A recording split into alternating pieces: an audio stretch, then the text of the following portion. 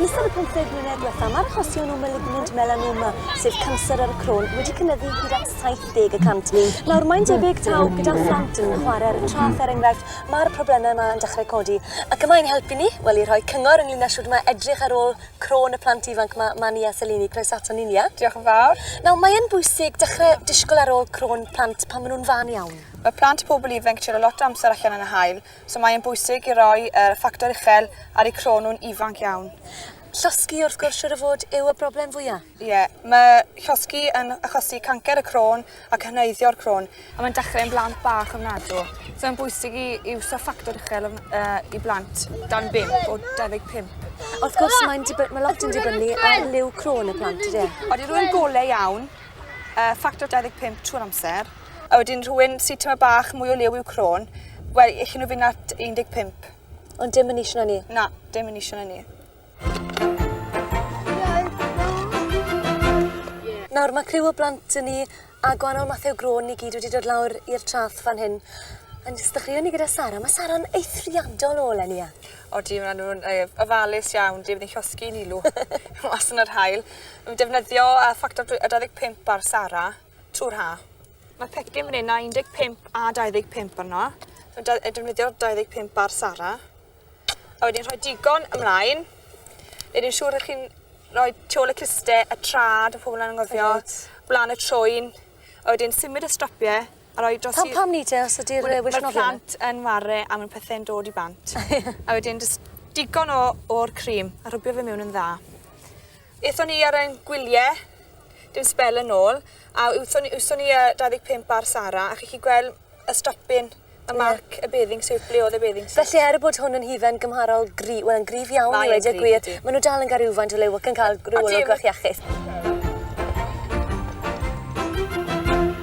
Nia, hyd yn oed os ydych chi'n rhoi Cris T ar y plant ar y traeth, mae'r haul yn gallu mynd trwy'r hynna, yndyn nhw? Odi, mae'n llosgi trwyddo crysau fel lindyn a cotton tenau. So mae'n rhaid bwysig i roi hifen ar y crôn eto. A hyd yn oed ar ddwrnodau cymylog, mae plant yn gallu llosgi? Dwi ddim yn sylweddoli bod y haul hyd allan, ond mae'r haul yn gallu llosgi trwyddo cwmwlau yn rhwydd. Nawr, falle bod dim pob plentyn yn licio cael hifen yma, ond mae'n ambell i beth ar gael ni sy'n fwy o sport i'r plant yn sefyll y pethau lliwgar yma. Oes, wel mae rhain yn concentrated blocks i nhw, a sy'n ots i'r plant defnyddio rhain yn gwybod i hunain. Odi, mae fel y ffasiwn peinto gwynebau yma. Odi, peinto gwynebau, maen nhw sy'n ots yn nhw'n gwybod i ysgol rhain, a maen nhw'n da i nhw dyn. Odi, mae'n ffeithiol i nhw? Mae rhain yn total blocks. Mae'n stopio'r hael yn gyfan gwybod i'n trwyddo. Mae dim lliw o gwybod. Mae'n bwysig ar y trwyn a gen fre mae'r plant yn llosgu, maen nhw'n posto mas yn yr hael yn ware. So mae'n bwysig i rhoi pwysleisio ar y rhannau fel hyn. Nia, os oes rhaid fod yn ofalus gyda'r plant ifanc, gyda babis, mae rhaid fod gymaint yn fwy gofalus eto. Oes, dyle i ddim un babi o allan yn y hael dan 6 mis o gwbl. A os rhaid chi mynd i'r traeth, cerwch a parasol gyda chi, rhoi digon o gysgod i'r babi, hat ydi pennau, dillad cotwn, so mae'r crôn chi'n adlu mae dyngrys bach pert gyda ffion yn arwa, ond rhaid cael y crim eto 25, a dyle'r babi fod yn eitha hapus. Ni yn ogystal â wneud yn siŵr fod yna ddigon o hifen ar grôn y plant.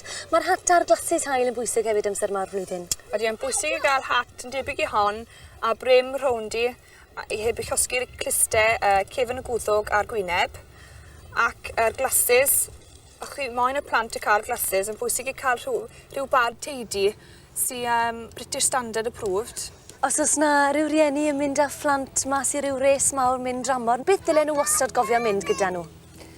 Ffactor 25, blocs sy'n mynd ar y gwefusau, a'r trwyn, hytau, glasys a digonydd o t-shirts sy'n rhoi ar ben y plant ar ôl nhw fod allan am sbel.